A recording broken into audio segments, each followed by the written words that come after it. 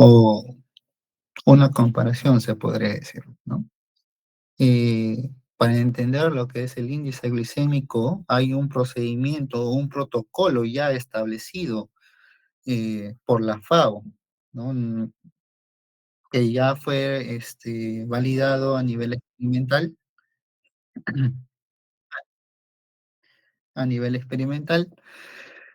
y es lo que han estado viendo en su guía, ¿no? Que es la superficie del área del alimento probado, que puede ser arroz, papa, la Coca-Cola que algunos han probado, pasas, cualquiera, sobre la superficie del área de la glucosa, y eso se multiplica por 100, ¿no?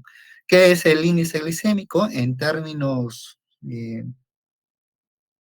fáciles de digerir, sería el índice glicémico, es una medida que te puede determinar la calidad del carbohidrato y se ve reflejado en la velocidad, en cómo se desarrolla en un cierto tiempo, usualmente 120 minutos o 2 horas, cómo se va desarrollando esa curva glicémica, ¿no? Bueno, la clasificación es lo que ustedes ya han estado visualizando en su guía, y vamos a profundizar un poco lo que es el procedimiento de por sí. Como había indicado la FAO, junto con la OMS, habían ya determinado ya un procedimiento o un protocolo de cómo puede determinarse el índice glicémico y a su vez también la carga glicémica. Para ello, primero debió de seleccionarse un grupo de personas que cumplan con ciertas características. Uno que no tenga hábitos no saludables, como fumadores, bebedores, ¿no? O que no tengan patologías metabólicas, ¿no? Pero a la vez también de que no usen fármacos, ¿no? De igual manera, cuando el índice glicémico se evalúa en personas sanas, deben de tener una cierta contextura similar si lo van a comparar entre dos personas distintas, ¿no? Además, debe de cumplir del ayuno nocturno y un control variable externas, ¿no? Abstenerse del alcohol y evitar el ejercicio físico. En el grupo del viernes, especialmente en el grupo 7, ¿no? Justamente la persona que iba a ser controlada vino agitada, bueno, aparte que vino tarde, ¿no? Y eso pudo influir también en la medición de la glucosa sanguínea, ¿no? Otro grupo creo que también estuvo consumiendo su desayuno a lo largo del tiempo, ¿no? Es decir, rompió el ayuno, ¿no? Y también otro grupo creo que tenía una persona que realizaba deporte y otra persona que no realizaba deporte, ¿no? Entonces, fueron variables de repente de que no se pudo controlar o no se indicó, pero sería bueno cuando ustedes alguna vez realicen un procedimiento, porque esto fácilmente lo puede realizar el nutricionista, ¿no? Tengan consideraciones estas variables, ¿no? El alimento de prueba y el de referencia, con respecto al de referencia, siempre se trata de que sea el protocolar, que es la glucosa anhidra pura, ¿no? Porque justamente 50 gramos de glucosa anhidra equivale a 50 gramos de carbohidrato disponible, ¿no? Pero a la vez, el alimento de prueba debe equivaler a 50 gramos de carbohidrato disponible. Ojo, para ello, justamente en su tabla de composición de alimentos, ahí te indican, ¿no? Carbohidratos totales, carbohidratos disponibles y fibra dietaria.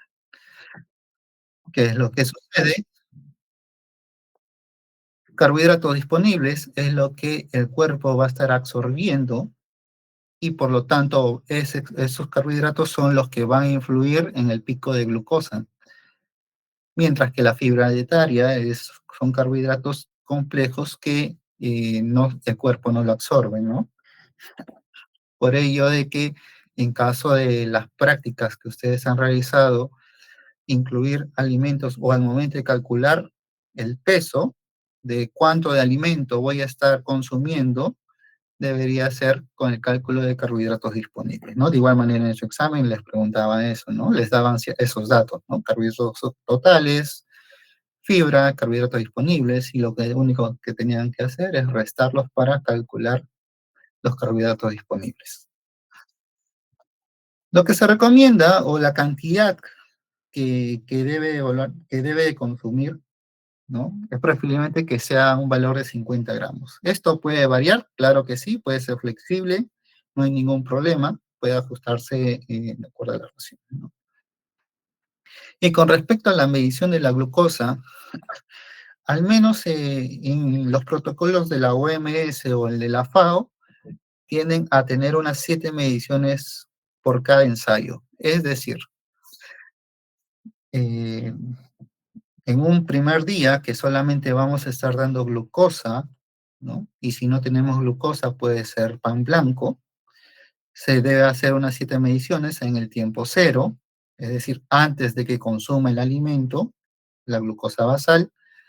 Después de ello va a estar consumiendo el alimento y de ahí 15, 30, 45, 60, 90 y 120 minutos van a estar tomando su glucosa sanguínea, ¿no? Es por ello de que la práctica eh, o la guía se ha estado prolongando un poco más, ¿no? Porque teníamos que esperar a que cumpla los 120 minutos o las 2 horas de la práctica. Bien, entonces, ¿cómo debió de resolverse de repente? Eh, ya sea grupo miércoles o grupo del viernes, lo que debió de realizarse fue que en el día uno, es decir, por ejemplo, el día miércoles asisten todos los grupos y en cada grupo seleccionan una o dos personas que al menos cumplan con los criterios de inclusión, ¿no? Que sean personas sanas, que no consuman medicamentos que influyan en la presión arterial o en la diabetes, ¿no? O que pueden alterar la glucemia, ¿no? A esas dos personas se le hace la medición de la glucosa basal, que va a ser el tiempo cero, ¿no? Y después de eso, de una vez medido la glucosa basal, se le administra o se le da la glucosa anhidra, pues, ¿no?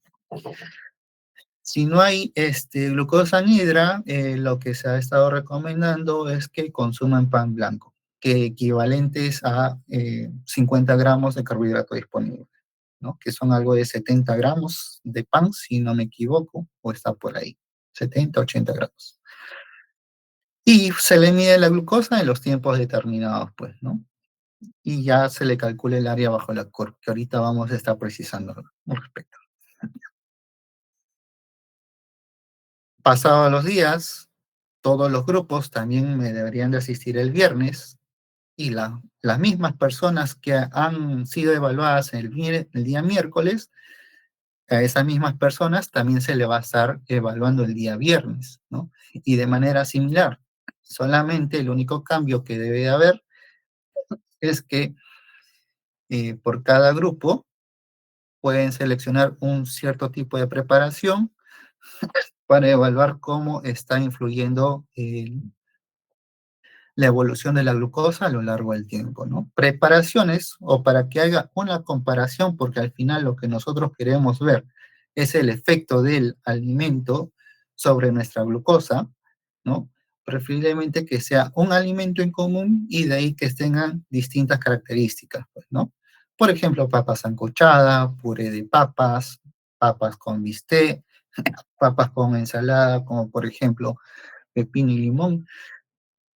Cuando incluimos ensaladas, también de igual forma tratamos de que no influyan los carbohidratos de algunas verduras, como por ejemplo la zanahoria, ¿no? La zanahoria de igual manera tiene carbohidratos disponibles, ¿no? Entonces ahí incrementaría un poco la glucosa, ¿no? En cambio, el pepino, la cantidad de carbohidratos disponibles es bajo. Papas fritas y papas refrigeradas. Esto con el objetivo justamente de que como un solo alimento con diversos factores dietéticos o diversos factores intrínsecos del alimento, puede estar variando esa curvatura de la glucosa, pues, ¿no? Y después de que ha consumido sus alimentos en el menor tiempo posible, de igual manera se le mide las glucosas como ustedes han realizado en las prácticas, pues, ¿no? En el laboratorio. Y de igual manera se saca o se calcula el área bajo la curva. Y ya justamente entrando al meollo del asunto, ¿no? Hay dos formas de calcular el área bajo la curva. Uno es lo que indica su guía, que es el área bajo la curva total, que es del lado izquierdo, y otro lo que ha propuesto la OMS o la FAO, que es el área bajo la curva incremental. El área bajo la curva total indica prácticamente todo el área que abarca hasta el, hasta el eje X, es decir, hasta la glucosa a nivel del cero. Todo esto es lo que han ustedes calculado en su guía, en sus prácticas, y es lo que está indicando, ¿no? Sin embargo, esto tiene una observación. Eh, Usualmente estos procedimientos se dan cuando pueden evaluarse de manera farmacológica. ¿Y esto por qué? Ya lo vamos a estar viendo más adelante. Porque tiende a sobreestimar justamente el área bajo la curva. El propuesto por la OMS o por la FAO es el área bajo la curva incremental. Y justamente el objetivo no es ver cómo influye debajo de nuestra glucosa, sino solamente cómo influye el alimento después de nuestra glucosa postprandial, es después de la medición del tiempo cero, ¿no? Es decir, si mi glucosa en el tiempo cero fue de 90, ese va a ser mi línea base, y como va evolucionando la glucosa a lo largo del tiempo, es lo que yo voy a estar calculando, pero sobre los 90. Justamente con el objetivo de aislar el efecto glicémico del alimento sin que vea influenciándose la glucosa basal o del propio organismo. Si es que por A o B una de las mediciones eh, ha, que, se ha, que se ha sacado está por debajo de la glicemia basal, es decir, en este caso es que esté debajo de 90, no se considera esa área, ¿no? Ese es uno de los procedimientos que determina, o bueno, que propone FAO, pues, ¿no? Y esto vuelvo a recalcar, que sea más conciso, que solamente queremos evaluar el efecto de la glicemia del alimento después de la glucosa postprandial, pues, ¿no? Acá tenemos un ejemplo, un ejemplo que es un poco más sencillo de digerirlo. Tenemos el tiempo 0, 15, 30 y bueno, y cada uno de los puntos, pues, ¿no? Y su glucosa respectiva. De acuerdo al área bajo la curva total, ¿no? Es lo que ustedes han estado determinando entre la suma de las dos alturas, entre 2 por el tiempo, pues, ¿no? Y así. En este caso, ¿no? Sale 17.025 miligramos por decilitro por minuto, ¿no? Y este es de un alimento. En este caso, el área bajo la curva del pan de referencia que indica su guía es de 13.875. Entonces, lo que ustedes han determinado es justamente el área bajo la curva por los trapecios del alimento en referencia sobre 13.875, que es del pan. Eso se multiplica por 100 y te sale 122 en este caso, pues, ¿no? ¿Puede haber índices glicémicos mayores de 100? Claro que sí. Uno de ellos, o un ejemplo de ellos, es cuando se hace un puré de papas, pues, ¿no? Cuando está bien cocinado el puré, puede salir el índice glicémico mayor a 100 inclusive. Por otro lado, si es que nosotros lo calculamos por el área bajo la curva incremental, ¿no? Es decir, ya no desde la base, sino desde la glucosa postprandial, de igual manera sumamos, ¿no? O sea, solamente restamos a todo esto 90, sería 0, 140 menos 90 sería 50, 180 menos 90 sería 90 y así sucesivamente. De igual manera, ustedes van a estar determinando el área bajo la curva, pero a nivel de la glucosa basal. Y eso, el resultado sería 6.225. Supongamos de que el día miércoles le dimos a esa persona, ¿no? Pan, que iba a ser nuestro control, y salió su área bajo la curva incremental de 5.775. Es decir, esta área salía 5.775 en caso de que haya consumido pan. Entonces, de igual manera, se hace la división y me sale un índice glicémico de 107.79. Entonces, ¿qué pasó acá? Si supuestamente el cálculo es el mismo, pero lo único que ha variado, las únicas referencias que ha variado solamente es el área bajo la curva a nivel basal, que ha podido pasar. Lo que, lo que se está, en caso del área bajo la curva total, hay, de repente puede haber una sobreestimación, ¿no? Porque se puede considerar áreas en donde que ya prácticamente eh, pueden, se podría decir, estar sobreestimándose. Y eso lo vamos a ver en el siguiente ejemplo. Este es un ejemplo, se puede decir, un poco sencillo, donde que las dos áreas, o que, donde que todas las glucosas han salido mayores a la glucosa basal, pues, ¿no? En este caso ha sido 90. Pero ¿qué ha pasado, por ejemplo, en la realidad o a nivel de grupo de práctica del viernes, al menos, ¿no? Que de repente hubo un bajón en su glucosa, ¿no? Y salió menos de lo esperado, sino salió menos de 90 uno de los puntos, el siguiente punto salió menos de 90 igual forma, entonces vamos a calcular por el método de la guía, que es el área bajo la curva total, de igual manera su suma de trapecios, ¿no? Y me sale 12.600. De igual manera, eso se divide entre el área bajo la curva del pan, que es de referencia, que es de 13.875. Y eso me sale un índice glicémico de 90.8. Sin embargo, en el área bajo la curva incremental, ¿qué es lo que sucede? Solamente hemos dicho de que considere el área, pero hasta la glucosa basal, es decir, hasta los 90. Es decir, solamente esta área. Todo lo que está debajo de la glucosa, debajo de la glucosa basal, debajo de 90, no se considera esa área. Entonces, haciendo algunos cálculos, me sale que el índice glicémico de ese alimento es de 2100. Y eso se divide entre 5000, entre el área bajo la curva del pan, 5775, y me dice que el índice glicémico de ese alimento es de 36.36.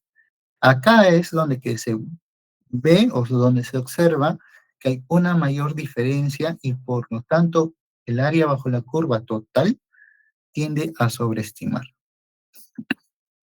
¿Ok? Esto, esto, cuando ustedes hagan cualquier procedimiento o quieran ponerlo en práctica de repente, tiene que ser del mismo individuo, porque del mismo individuo va a ser las características fisiológicas, va a ser la contextura, va a ser el tema del tejido adiposo o la respuesta del tejido muscular de igual forma. Es por ello de que se citen dos tiempos. El miércoles le doy el control, se podría, ya sea glucosa o pan, y el viernes ya le doy el alimento que vamos a estar probando. ¿Okay? Es por ello de que en caso del día viernes está un poquito confuso, ¿no? Algunas personas porque solo se les había enseñado esta parte, ¿no? Cómo calcular el área bajo la curva, pero solamente hasta la glucosa basal. comparados con los del día miércoles, que sí hicieron sus cálculos con el área bajo la curva total, ¿no? Bien, cuando ustedes han calculado su índice glicémico, el índice glicémico de repente puede ser una referencia, ¿no?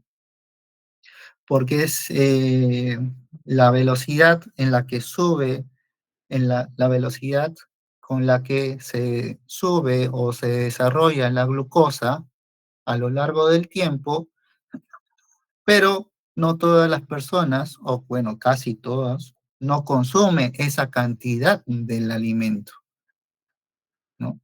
Es decir, hemos dicho que, por ejemplo, que para el pan blanco, comen, para que llegue a 50 gramos de carbohidrato disponible, debe consumir entre 80 gramos, más o menos, ¿no?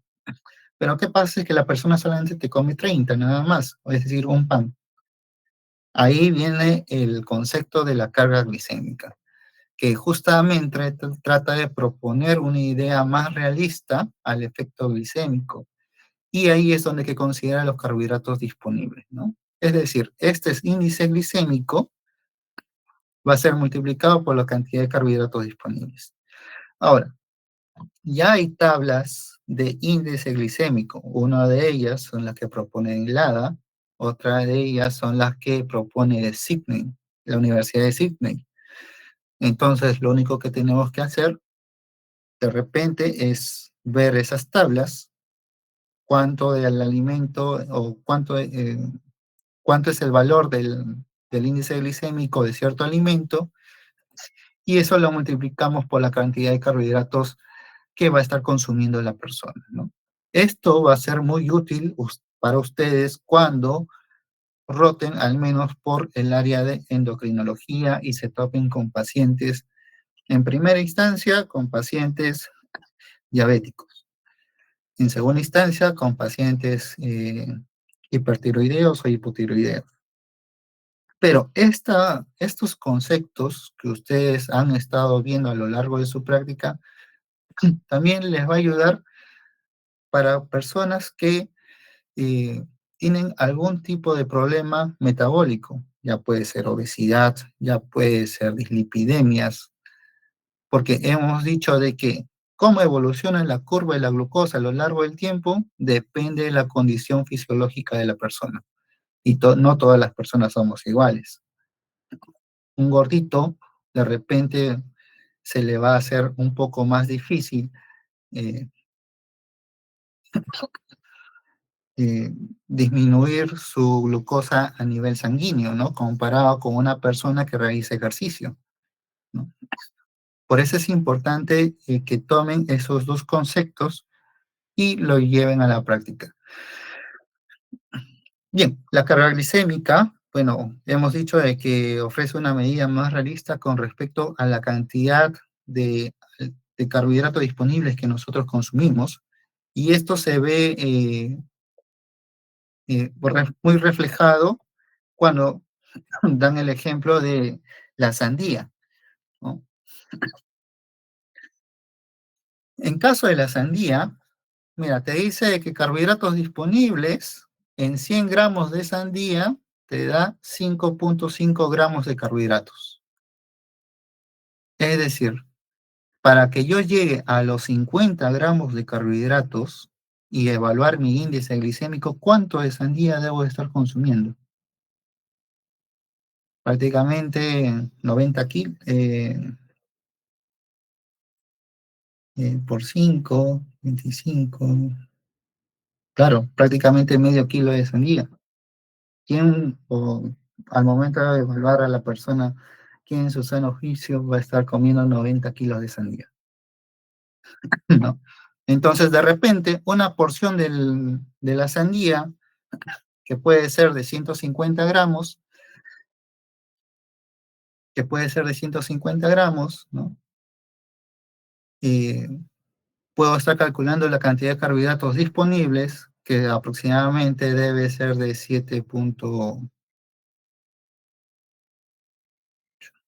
Digo, de 8.2 aproximadamente, ¿no? y eso fácilmente ubico el índice glicémico que lo establecen ya en las tablas que le estaba indicando, y el índice glicémico lo multiplico por la cantidad por 8.2 y eso lo divido entre 100 y ya me sale la carga glicémica del alimento.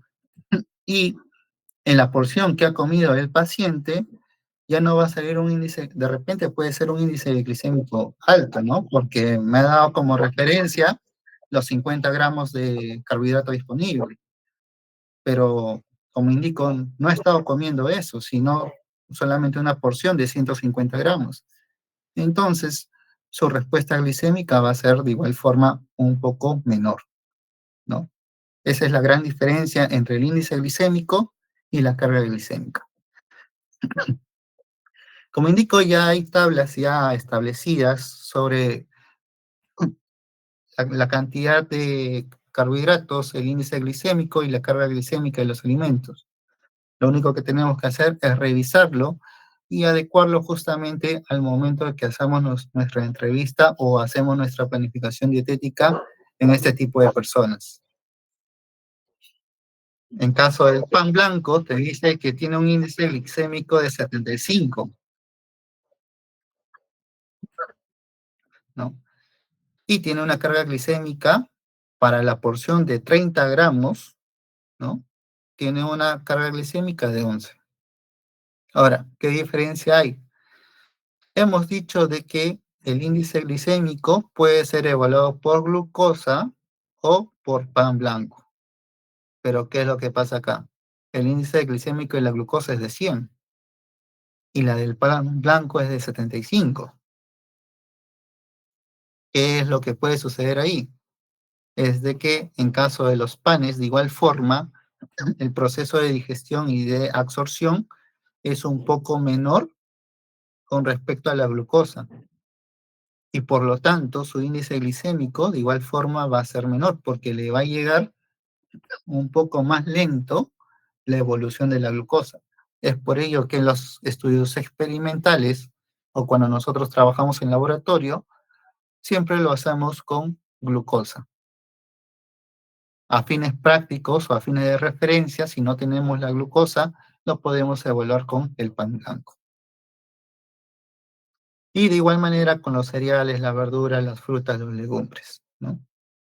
Si bien es cierto, tienen índices glicémicos elevados, pero es porque justamente depende de la cantidad de carbohidratos disponibles. Para ponerlo más realista, ¿no? De acuerdo a lo que consume la persona, esa carga glicémica puede disminuir por la porción que está consumiendo. Si ustedes, cuando hagan sus prescripciones dietéticas, ¿no? Y quieren hacer el tema de pérdida de peso, el tema de resistencia a la insulina, el tema de la diabetes, van a estar evaluando justamente estos temas o van a tener que estar recordando justamente estos temas, ¿no? ¿Cuánto me va a estar aportando cierta porción de carbohidrato? ¿Cómo es que va a estar evaluando su glucosa a nivel sanguíneo, ¿no? Todo ello, al final, les hago recordar algo que dijo el profesor el día lunes. Al final, eh, justamente la bioquímica o todo lo que han estudiado a nivel bioquímico, a nivel fisiológico, se ve reflejado en su prescripción dietética, ¿no? De repente, si yo hago consulta a ChatGPT de repente me puede dar una planificación bien bonita, ¿no? Con arroz integral, filete de pollo a la plancha, no sé, verduras y tal, pero ChatGPT no te va a estar diciendo, ah, ya, una persona normal come 150 gramos de arroz, ¿no? Acá en el Perú, ¿cuánto más o menos consume por plato de arroz? ¿Alguien sabe? Media taza. Más o menos media taza, ¿no? Que equivale a unos 70 gramos aproximadamente, ¿no?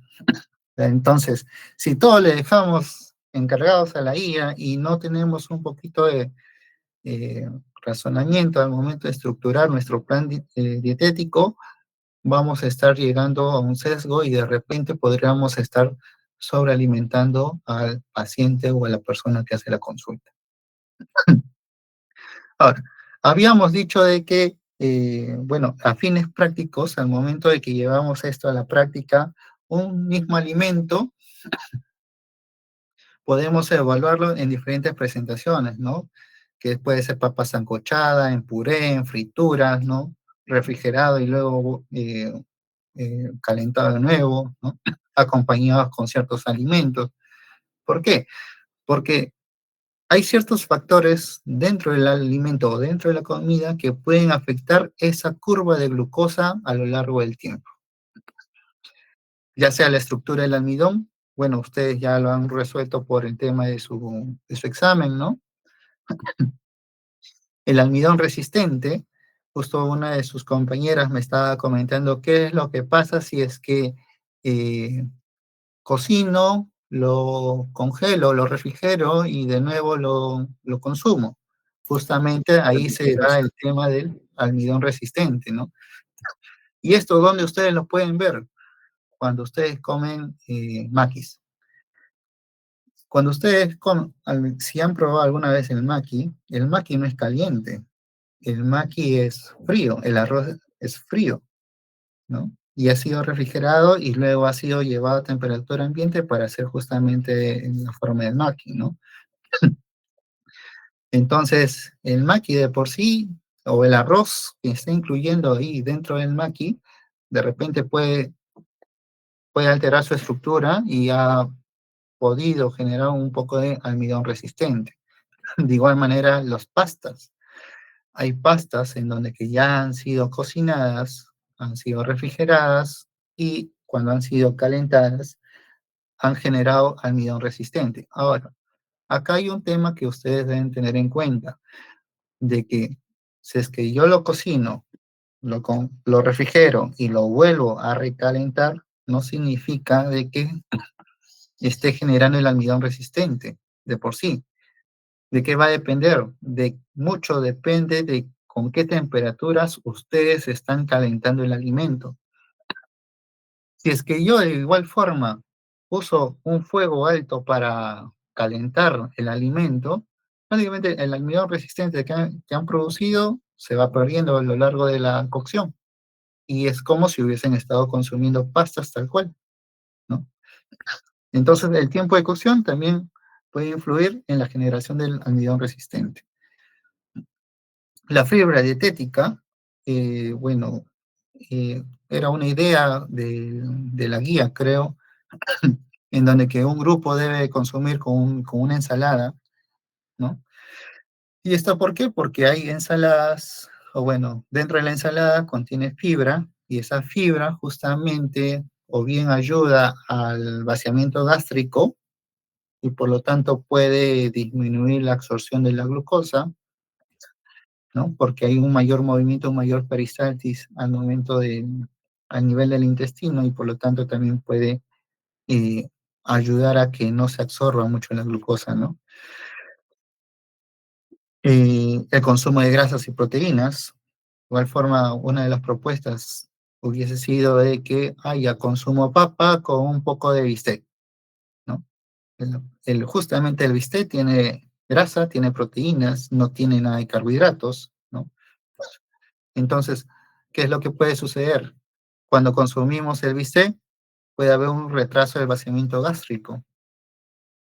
Y cuando hay un retraso del vaciamiento gástrico, la curvatura a nivel de la glucosa se va a ir un poco retrasando. Es decir, se puede estar absorbiendo, pero un poco más lento, ¿no? Pero eso ya se va normalizando, se va nivelando a lo largo del tiempo, ¿no? Los procesamientos y la cocción, como en caso del puré, o cuando consumimos alimentos muy cocinados, de igual forma, como en caso, ¿qué es lo que hacemos? En la sopa, ¿no? En la sopa dejamos ahí el fideo que se sancoche 30, 20 minutos, ¿no?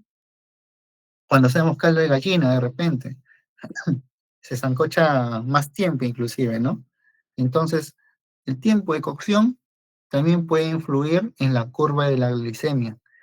De igual manera, se recomienda en este caso, si ustedes van a estar consumiendo fideos, traten de que sea fideos al dente, es decir, que no sea muy cocinado, para que eh, el proceso de absorción sea un poco más lento, ¿no? Y la madurez del alimento, que creo que esa es una de las claves de su pregunta, de su examen, ¿no? Que en donde una fruta más madura es una fruta que en donde que libera más carbohidratos simples y por lo tanto se puede absorber más, ¿no? Entonces, hay varios factores del alimento que pueden influir justamente en esos niveles de glicemia en sangre. Y por otro lado, también factores fisiológicos del huésped. Es por ello de que antes de que inicien la práctica hubiese sido bueno de que se seleccionen ya las personas que iban a evaluarse, ¿no? ¿Por qué? Influye la edad, no va a ser lo mismo el adolescente a que un adulto joven. El sexo, la actividad física de igual forma influye al respecto, ¿no? La resistencia a la insulina o los factores de salud metabólicos también pueden influenciar justamente en la captación de la glucosa y en el metabolismo de la glucosa.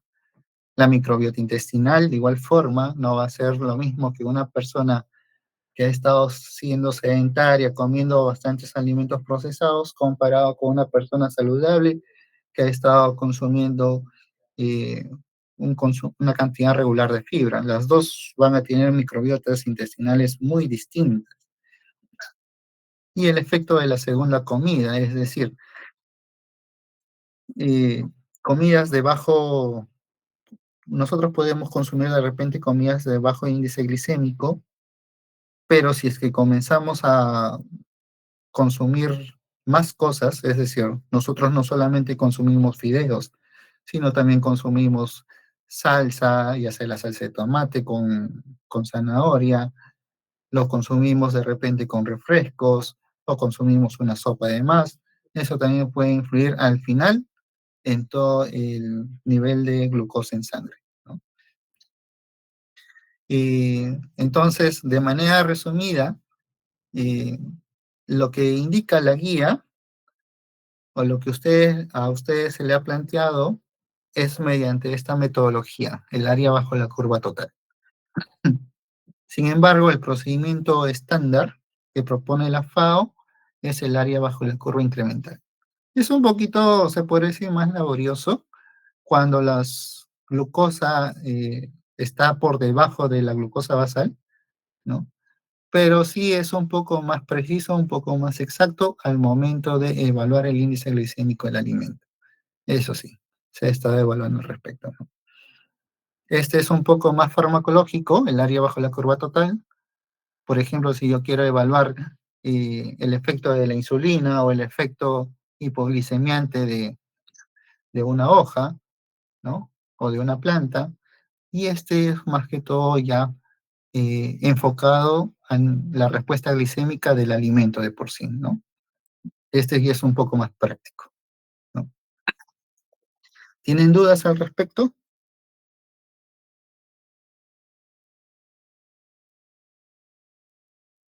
¿Dudas al respecto tienen?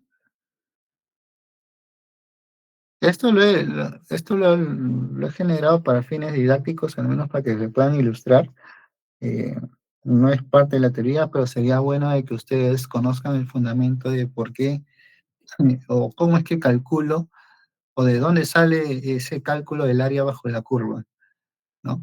Y eso para que ustedes al momento de que estudien, tengan ese factor, ese pensamiento crítico, puedan desarrollar ese pensamiento crítico y poder cuestionarse las cosas.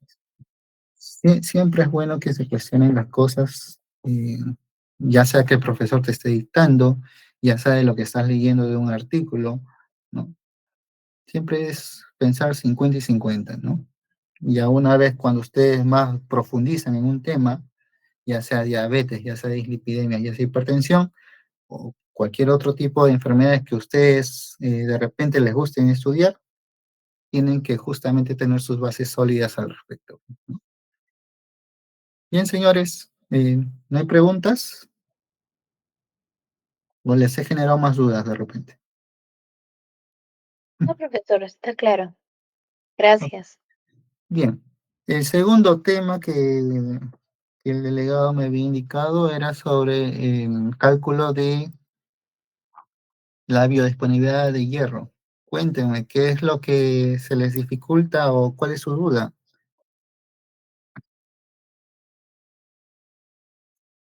Que si va a venir eso en el examen, sí o no.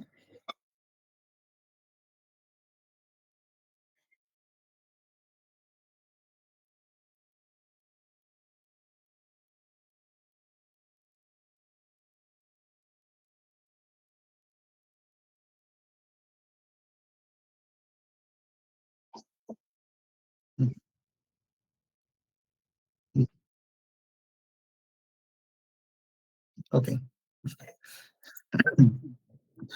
ok. Lo que, la primera idea principal que ustedes deben tener sobre la biodisponibilidad del hierro es que hay dos métodos para poder determinarlo. Uno es un método antiguo de los 80, 70, si no me equivoco, que es el método de Monsen, ¿no? Que estima la biodisponibilidad del hierro, pero solamente con los factores prácticamente que ayudan a absorber, que en ese caso es el factor cárnico y el factor de la vitamina C, acá 70. El problema del método de Monsen, o uno de sus puntos débiles, es de que considera todo tipo de carnes, es, considera que solamente de todo ese hierro, el 40% es hierro hemínico, el 60% es hierro nemínico. Esto tengan en consideración porque esto es lo que justamente les proponía, ¿no? De que de repente más adelante las tablas que solamente te indican cantidad de hierro, ¿no? Ya te vengan diferenciado hierro hemínico, cuánto tiene, hierro no hemínico, cuánto tiene, al menos en caso de las carnes, ¿no? Y ya más adelante, en los años 2000, Halber es el que desarrolló ya o incluyó dentro de sus ecuaciones los factores inhibitorios de la absorción de hierro, pues, ¿no? Que ustedes han estado viendo, ya sea fitatos, polifenoles, calcio, el huevo, la soya, ¿no? Entonces, hasta en ese entonces, hasta el 2010, las ecuaciones de Halber se podría decir que han evaluado de manera un poco más exacta la biodisponibilidad del hierro. Después del 2010 ya hay estudios en Chile en donde que han determinado que en caso del calcio no es tanto lo que indica Halber, sino va a ser dependiente de la dosis o de la cantidad de calcio que se le da, ¿no? Entonces, esa es la primera idea. Hay dos métodos. Uno solamente determina con factores que ayudan, otro es el método de Halber, es el que determina por factores tanto que ayudan como también que inhiben la absorción de hierro. El segundo punto, ustedes tienen que discernir o tienen que discriminar, separar en caso de hierro en de los alimentos de origen animal. El hierro en, hemos dicho de que en caso de los alimentos de origen animal es 40% y el hierro no en equivale a un 60%. Esta tabla con estos pesos es como a fin didáctico, a fin de ejemplo, ¿no? Estas tablas, en caso de estas tablas, hierro en, acá voy a ponerlo, hemo y hierro no hemo,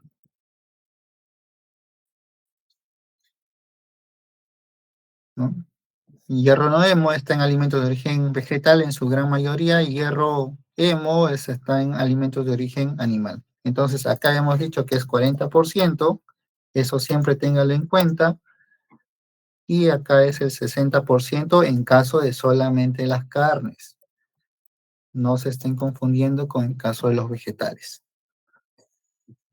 Y en caso de la vitamina C, pues, ¿no? La naranja que es el que te aporta vitamina C.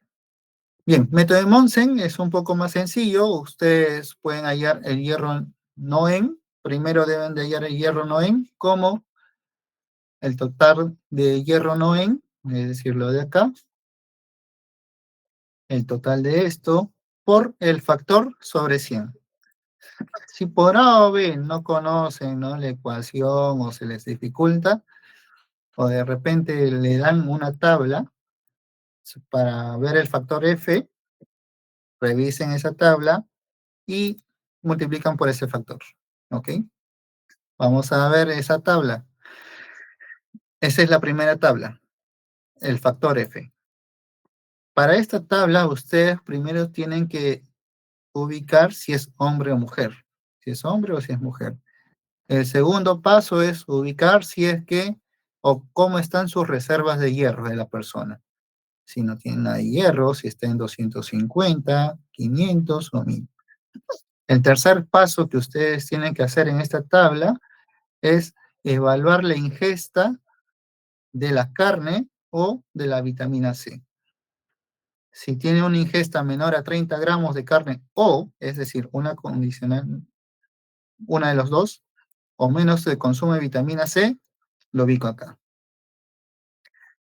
Y así sucesivamente. Si la ingesta y la disponibilidad es alta, mayor a 90 gramos de carne con más de vitamina C o de 30 a 90 gramos de carne y 25 miligramos de vitamina C, lo ubico acá.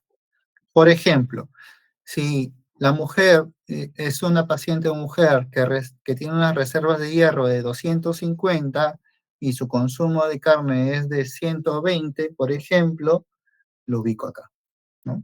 Mujer tiene reserva de hierro 250 y lo ubico acá. Entonces, por 12 multiplicaría el hierro anónimo. ¿Okay? No es que siempre va a ser 8, 8, 8, 8, no. Para eso tienen que evaluar justamente sus tablas. Y ya para ser más exacto, ya ustedes lo pueden calcular con esto, ¿no? Para fines prácticos, yo les recomiendo de que siempre evalúen con su tabla. Entonces ya hallaron la cantidad de hierro Noé, que en este caso es de 1.3936, redondeando, y de ahí determinan la cantidad de hierro en, que es un poco más sencillo. Este total de hierro en, que en este caso es 2.04, que es sumado en la tabla, 2.04, multiplico por el factor. Acá hay otro factor. Y sobre 100 eso. Entonces, ¿cuál es el segundo factor? Es este. De igual manera, son las reservas de hierro, pero ya el factor va a determinar. Mismo ejemplo. Si la mujer con reserva de hierro tiene 250 miligramos, ¿cuál sería su factor? 28. Entonces multiplicaría por 28.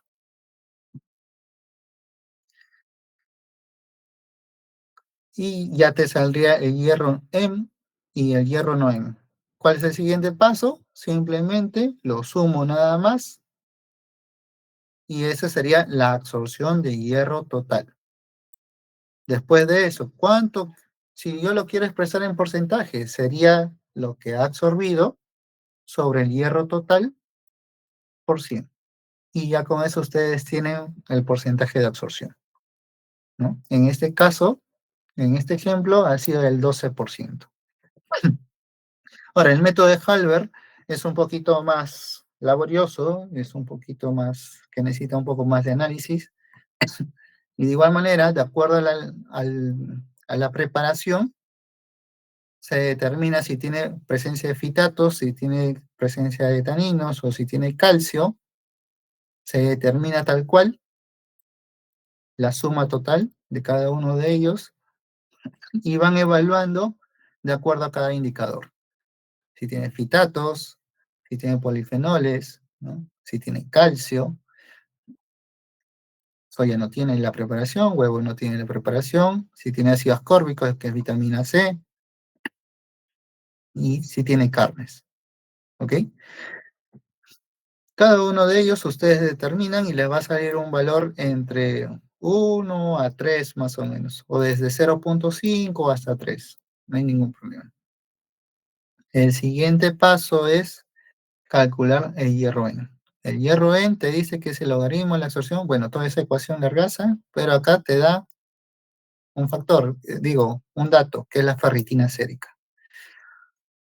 Resolvemos esa ecuación, primero es esta parte, y al resultado de esta parte, recién le saco el logaritmo, ¿no? Que sería 0,16 para este caso. Entonces, lo único que tenemos que hacer es determinar solamente la cantidad de hierro absorbido y el porcentaje de absorción. Para ello, primero vamos a estar evaluando en caso del hierro 90, que te dice el porcentaje de absorción es 22,1 por los porcentajes, o bueno, por los factores. Es decir, 22,1 por el factor del fitato que hemos calculado, por el factor del polifenol si hubiera, por el factor de la vitamina C, por el factor cárnico, y todo eso te da 21,92 en este ejemplo. Entonces ya tienes ya la absorción de hierro Noé, el porcentaje de absorción. Entonces, ¿cuál es el siguiente paso? Una vez que tú tienes el porcentaje de absorción, eso lo vas a multiplicar por la cantidad de hierro Noé y te sale, bueno, en este caso, 22,66. Entonces, ya tienes la absorción total de hierro Noé, es decir, miligramos. Entonces, y por otro lado, ustedes ya habían calculado la absorción de hierro en, ¿no? Que es 0,16, que solamente es este logaritmo nada más. ¿Cuál es el siguiente paso? Entonces, simplemente es multiplicar el hierro en lo que ha salido arriba por la cantidad de hierro total, hierro en total, por si acaso, ¿eh? Y eso te va a salir 0,3379. La cantidad de hierro absorbido total sería la suma de los dos, hierro en más hierro no en absorbido. Y si lo quiero expresar en porcentaje, sería total de hierro absorbido sobre total de hierro consumido por 100. No se hagan problemas con el tema de las ecuaciones, eso no va a ser necesario, o bueno, eso no lo van a estar aplicando en la vida práctica, en la vida diaria, pero sí lo que ustedes pueden determinar, o bueno, el objetivo de esa práctica es cómo ha estado variando entre el método de Monsen, en donde que solamente consideramos facilitadores, comparados con el método de Halbert, que es facilitadores y también inhibidores. ¿Y esto por qué? Porque cuando ustedes realicen sus predicciones dietéticas, por ejemplo, si yo le voy a armar a una mujer gestante mi plan dietético, desayuno, almuerzo, cena, tengo que al menos aportar una cantidad mínima de hierro considerando los factores justamente inhibitorios. No le voy a estar dando, por ejemplo, sangrecita, pan con sangrecita, y al final lo está consumiendo con té. Está bien, de repente puede ser su costumbre de ellos, ¿no? Pero yo tengo que adecuar mi plan dietético con tal de que pueda cubrir la absorción o, bueno, su aporte de hierro. Algo que sí les comenté, algo sí que les comenté es el tema, a ver si es que ustedes lo pueden expresar de repente en una tabla, en un Excel, ¿no? Y ahí van jugando de repente van jugando de repente con las cantidades o van jugando de repente con los aportes. Por ejemplo, este es lo que hemos expresado en uno de los ejemplos, tallarines verdes con bistec más naranja, ¿no? Pero les había puesto el caso de repente el paciente no come naranja, ¿no? Sino lo consume con redoxón, redoxón o con redox. Está bien, no tiene peso, pero ¿cuánto de miligramos de vitamina C tiene esa pastillita de redoxón? tiene 1000 miligramos, ¿no? Al 100. Y vas a ver de que como exponencialmente, bueno, acá están los factores ya calculados, ¿no? Y en caso de la vitamina C ácido ascórbico, mira, el factor es por 20.7. Entonces, al momento de multiplicar mi hierro 9, voy a tener que multiplicar por 20.7. Y ese hierro 9, mira cómo me sale. Porcentaje de absorción, 83.7%. Y es por ello de que esta es una de las limitantes del método de Halber, ¿no? En caso del ácido ascórbico y la absorción de calcio, estos dos es lo que se está evaluando hasta qué límite esos métodos van a estar sirviendo o no. ¿Y eso por qué? Fácilmente. Ustedes han llevado su curso de álgebra, ¿no? O de matemáticas, y en caso de acá, de la ecuación de ácido ascórbico, de vitamina C, ya te da toda esa ecuación ya tan larga que de repente puede ser tedioso, pero te dice que al final, 10 elevado a la, todo eso por el logaritmo del ácido ascórbico. Si yo les aumento acá 1000 miligramos de ácido ascórbico, fácilmente todo esto va a ser un número mayor, porque va a ser 10 elevado a lo que salga acá. Es decir, cuando el factor, ya sea ácido ascórbico o calcio, está a nivel del exponente, cuando hay consumos mayores, fácilmente puede alterar los resultados, ¿no? Por eso, bueno, así curioseando, pues, ¿no? De repente no quieren curiosear, pues, no quieren pasar de una vez ya el curso, ya van viendo, ¿no? Pero sí hay cosas que de repente en el camino van a estar ustedes investigando u otros también van a estar investigando, ¿no? De cuánto es la dosis máxima de vitamina C o de calcio que que debe aportar la dieta para que no sobreestime este factor, ¿no? Eso es para un tema de ejemplo, de curiosidad nada más, no es que le va a venir el examen, sí, temas algebraicos ni nada de eso, ¿no? Para que puedan curiosear. Eso, como les indico, es un poquito más tedioso al momento de calcular, pero sí siendo un poco más exacto comparado con el método de Monse, ¿no? ¿Tienen alguna duda al respecto? Ah, por qué puede variar? Recuerden de que cada grupo lo hicieron con jugo de naranja, pero ¿qué? Otros usaron el jugo de naranja agria que te dice la tabla de composición de alimentos, solamente utilizaron 30 mililitros o 40 mililitros del zumo, nada más. Es decir, las cantidades de la naranja han estado variando entre grupo y grupo, ¿no? Si yo les hubiese dejado acá a todos con 200 gramos, ¿no? de naranja, o 200 mililitros de naranja o 400 mililitros, ¿no? Entonces todos hubiesen tenido un mismo resultado. Acá el único factor del por qué a todos le ha salido distinto es justamente de que todos no han considerado o no se han conseguido consensuado con una cantidad de naranja nada más. Así es sencillo. No es de que uno esté bien, no es de que el otro está mal, simplemente ustedes han estado evaluando de el grupo A que ha consumido o le ha incluido solamente una naranja, ¿qué tanto ha variado con el grupo B que ha consumido 2,5 naranjas, por ejemplo? ¿Cuánto es, cómo es que en caso del factor facilitador puede ayudar en la absorción de hierro? Es de un tema didáctico nada más. No se preocupen, no le echen muchas bolas a por qué me salió distinto al otro.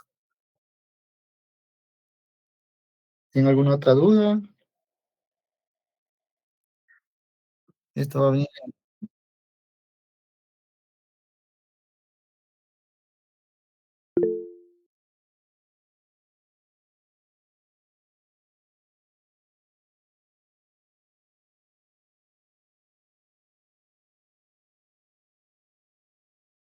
Claro, o sea, eh, solamente si ustedes si ya tienen este criterio de discernir hierro en, hierro no en, ya está prácticamente resuelto, porque de aquí es, si por A o B le toca en el examen, es un valor por otro valor entre 100.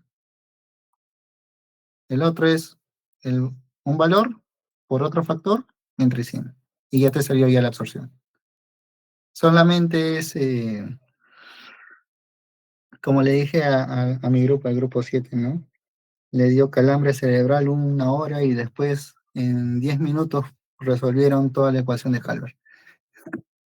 Es La finalidad de esto es justamente que ustedes puedan discernir entre los métodos que actualmente existen para ver la biodisponibilidad de hierro y puedan ver de que no todo lo que consumen se va a estar absorbiendo, simplemente. Lo que sí yo les sugiero es de que le den una ojeada, al menos en la introducción, para que puedan consolidar o al menos puedan tener esa idea un poco más concisa. Siempre lean sus guías, ¿ah? Siempre, al menos la introducción, léanlo porque de ahí de repente le pueden venir sus preguntas, ¿no? Si lo consideran solamente para el examen.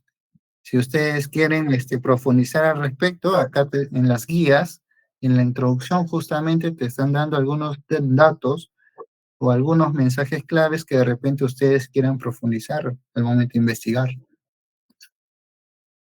¿Ok? ¿Tienen alguna otra duda al respecto? Profesor, buenas noches. Con respecto a los fitatos, para sacar en la fórmula de Halbert, había una equivalencia. Creo que por 1 miligramo de fitato P es igual a 33,5 de ácido fítico. Mi profesora lo había tomado como ácido fítico es igual que fitato y habíamos hecho regla de tres simples, pero otras mesas hicieron, o sea, utilizaron, sí, imaginemos, ¿no? 150 de pescado te daba 40 miligramos de fitatos, ya con eso trabajaron de frente, pero mi profesora hizo regla de tres simples y nos salió un valor más elevado en el fitato, Ujú. entonces no sabía cómo yo tomarlo. ¿Cómo sería, profesor? Ok. Eh, Cuando Halber publicó su artículo, acá lo tengo creo, cuando Halber publicó su artículo de la predicción de la absorción de hierro, tuvo uno de los problemas o uno de los inconvenientes. ¿Cuál?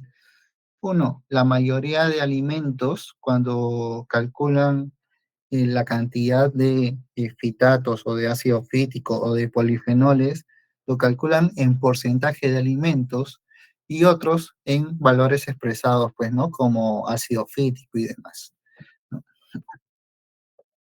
Entonces, Halbert, ¿qué es lo que hizo? Fue determinar él mismo la cantidad de ácido fítico, digo, de fitatos por alimento. Al final de su publicación, tuvieron tablas en donde decía fitato, o, ¿no? Taninos equivalentes, ácido clorgénico, ¿no? Y total de taninos equivalentes, ¿no? Para el fines de Halber, él consideró total de taninos equivalentes. Y también consideró fitatos fosforados que te sale fitatos-P, pues, ¿no? Que es lo que te establece en tu tabla. Entonces, acá en esta tabla ya te está indicando ya cuánto tiene, o bueno, cómo es que él ha determinado cuánto ha considerado él en caso de los fitatos P y en caso del total de taninos equivalentes. Si por A o B ven otro artículo en donde te indiquen de que no está expresado en fitatos T la composición del alimento, sino está expresado en ácido fítico, ahí ustedes tienen que hacer su regla de tres, ¿no? En este caso, cuando ustedes debieron de calcular los fitatos, los polifenoles, ¿no? Con el ácido tánico y todo ello, eh, pudieron considerar simplemente esta tablita que está en su publicación de Halber. Fitatos P y total de taninos equivalentes. Ya no hago la regla de tres o ya no voy buscando ya en bibliografías ya eh, la cantidad de eso. Si es que ustedes ven o evalúan de repente con otros alimentos que de repente no están en esta tabla y te dicen fitatos T, entonces ahí sí yo tengo que hacer mi regla de tres. Ah, ok, profesor. También le quería consultar, hace un momento dijo que en los cálculos de Monsen lo normal debería ser que nos salga de 0,5 a 3, ¿verdad? O, o no era así. Porque lo Eh, digo mayormente en el examen, mi idea es saber cómo lo normal entre rangos. Imaginemos si usted me dice es de 0,5 a 3 y a mí me sale, no sé, 10 y digo, ah, no está mal, entonces tengo que volver a hacer el cálculo. Algo así para tener ese razonamiento, de igual manera de en Halbert. ok, cuando dice 0,5, ¿a qué te refieres? No, es un.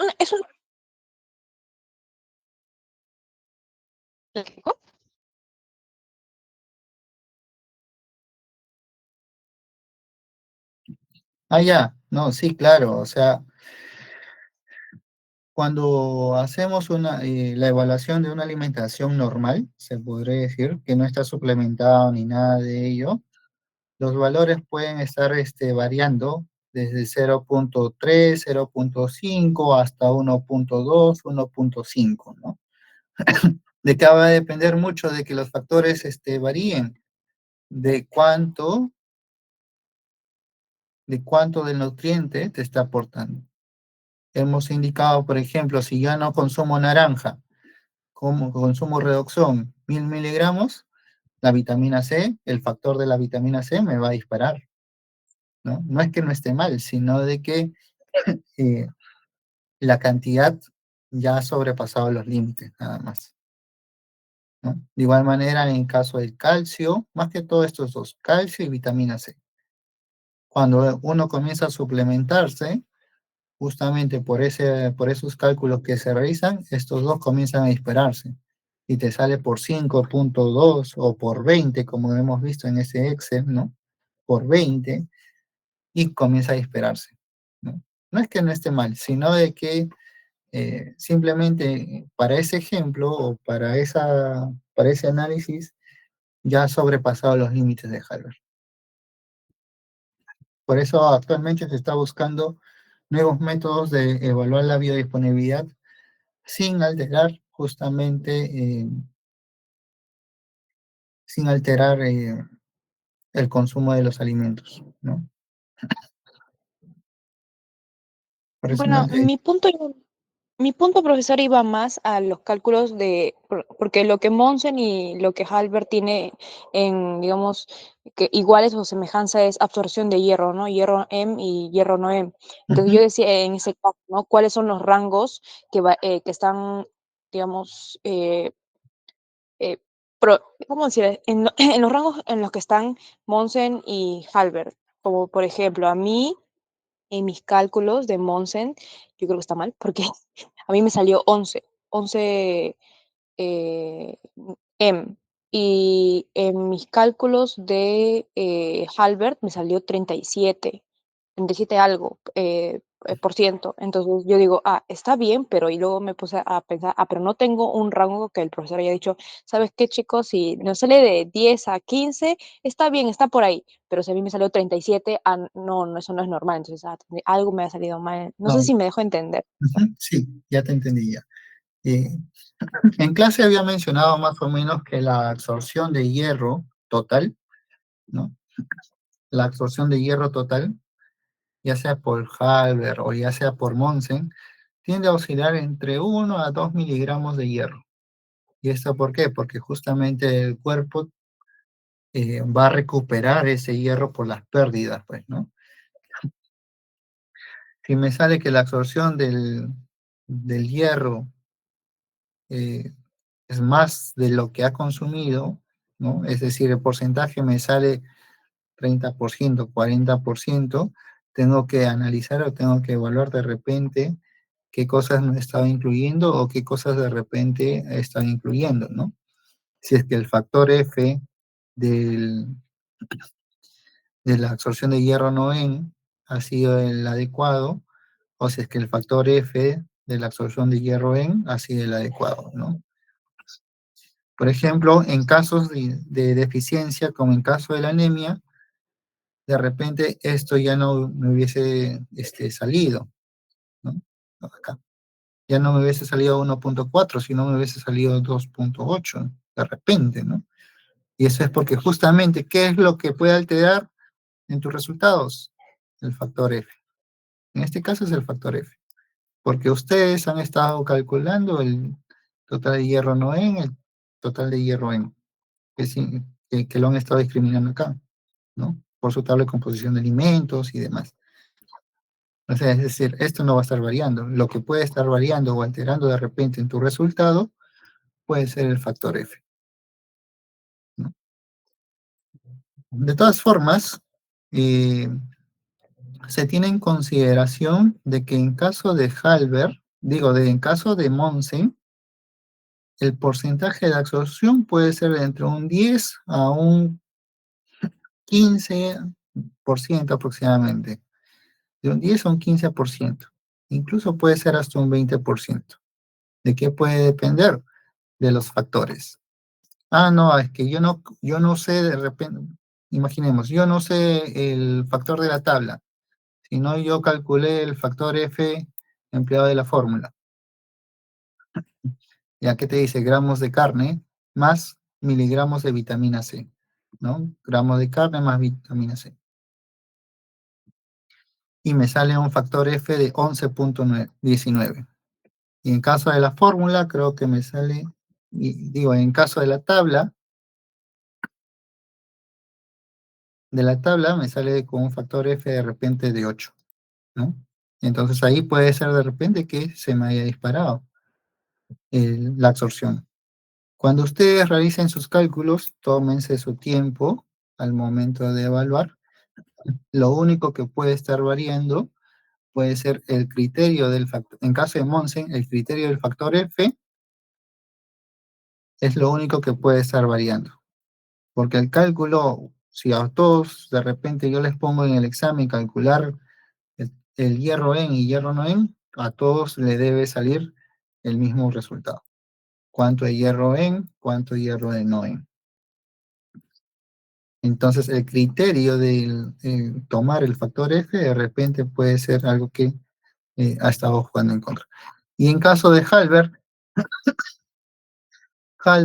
en teoría, debería ser la absorción o la cantidad de hierro debería ser menor comparado con el de Monse. ¿Y esto por qué? Porque considera los factores inhibitorios. Si al calcio yo le pongo, por ejemplo, ya no 218 miligramos de calcio, sino le pongo 1000 miligramos que ha suplementándose, esto se va a estar disparando de igual forma. Es decir, son alteraciones atípicas, ¿no? Tendría que estar evaluando dónde justamente en ese factor que me sale muy elevado, de repente el cálculo eh, tengo que estar revisándolo, pues, ¿no? Y como les menciono, el método de Halbert tiende a absorber un poco menos, o el porcentaje de absorción y el total de hierro absorbido es menor comparado con el método de Monse. Ese es en teoría. En la práctica va a depender mucho de las cantidades que se le aporta, como les indico, ¿no? Tendríamos que evaluar de repente dónde podríamos encontrar la alteración, ¿no? Para que te salga una absorción de un 20%, pues, ¿no? Son rangos que de repente no están escritos en la literatura, les estoy mencionando nada más, pero no significa que no esté mal, solamente tenemos o bien asegurar los resultados y encontrar cuál puede ser el origen de que pueda alterar o pueda aumentar justamente esa porción. Como les indico, si ustedes, vuelvo a recalcar, si es que ustedes no consideran el jugo de naranja 2 naranjas, sino 10 naranjas, la cantidad de vitamina C te va a estar aumentando y si tú lo calculas por el porcentaje de absorción de F, eso también te va a estar disparando, pues, ¿no? Y de igual manera cuando ustedes consumen carnes, si es que acá no te sale carnes 150, sino un bife que esté en algo de 300 gramos, eso también te va a estar disparando, ¿no? Vamos a ¿usted es del grupo del miércoles o del viernes? Yo soy del grupo del miércoles, profesor. Ah, ok. El- bueno, de acá ya no los veo ya hasta su examen. Podríamos, de repente en su caso, analizarlo ahí en el salón antes de que pueda brindar el examen, pero este, eh, yo les sugiero de que en estos casos no se hagan tantas bolas y se queden con la idea principal, ¿no? Y los cálculos, de repente podríamos corregirlos en el camino, no hay ningún problema. No es de que esté bien, no es de que esté mal, son los cálculos, al final son números, ¿no? Pero el criterio de poder discernir la información, ese es lo más importante que ustedes van a tener en cuenta. ¿Sí? ¿Tienen otra pregunta al respecto? También, profesor, otra preguntita, lo siento. En el caso de Halbert, cuando usted mencionaba, había uno que decía 22,1 a la absorción de todos los factores, creo, algo así, y ahí en esa parte, en todos esos factores, porque en esa absorción, ese porcentaje de absorción hablaba de hierro Noem y usted, bueno, mencionaba que tenía que multiplicarse todos por también factores cárnicos, o sea, de la carne, pero si es Noem, ¿por qué meteríamos carnes? O sea, Porque hay, ese porcentaje de carnes porque hay péptidos o hay aminoácidos que justamente pueden ayudar en el transporte eh, del hierro. Cuando está en un estado más 2 hay, en ese estado más 2 hay algunos péptidos que pueden unirse a ese hierro y lo pueden estabilizarse, podría decir, y pueden ayudar en su absorción. Por eso es que el factor cárnico se considera también como un factor que puede ayudar o un factor facilitador del hierro, al igual que en caso de la vitamina C, ¿no?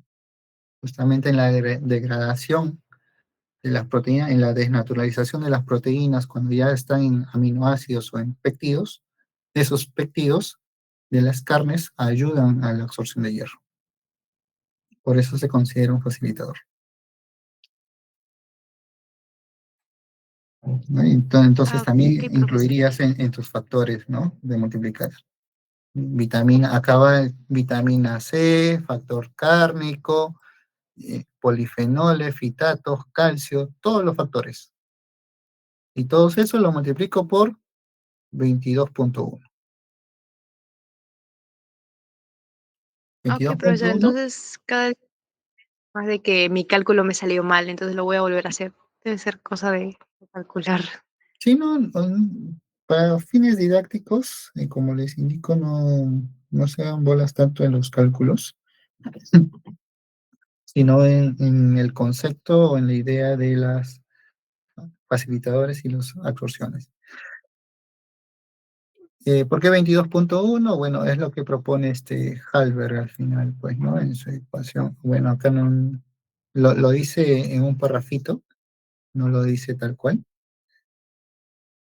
Eh, Dentro de todos estos, te indica de que al final de todos esos, para el cálculo de hierro Noen, debe ser por 22,1 nada más.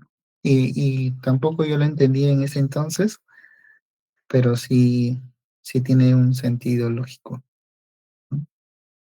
Que se abre mi gente pero ya, eso es para la anécdota.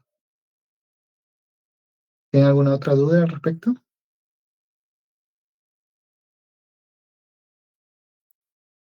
¿Tienen alguna otra duda?